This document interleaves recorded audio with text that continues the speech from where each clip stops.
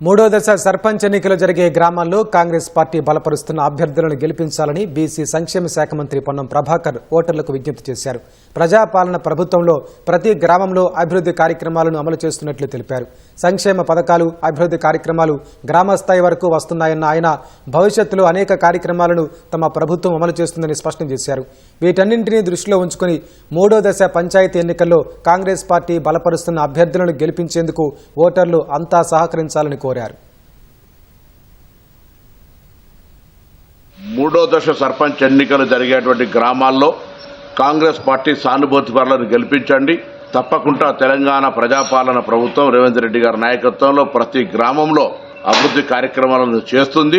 సన్న బియ్యం కావచ్చు, రేషన్ కార్డు కావచ్చు, ఇందిరమ్మ కావచ్చు, 200 యూనిట్ల కరెంటు ఫ్రీ కావచ్చు, ఉచిత బస్సు కావచ్చు, వడ్డీ లేని రుణాలు కావచ్చు, ఇంకా భవిష్యత్తులో చేపట్టే కార్యక్రమాలకు స్థానిక గ్రామ పంచాయతీ సర్పంచులు కాంగ్రెస్ వాళ్ళైతే ఇంకా అభివృద్ధి చేసే అవకాశం ఉంటుందనేటువంటి మాట మనవి చేస్తూ తప్పకుండా తెలంగాణ వ్యాప్తంగా మూడో దశ గ్రామ సర్పంచ్ ఎన్నికల్లో కాంగ్రెస్ పార్టీ అభ్యర్థులను గెలిపేమని కోరుతా ఉన్నాం.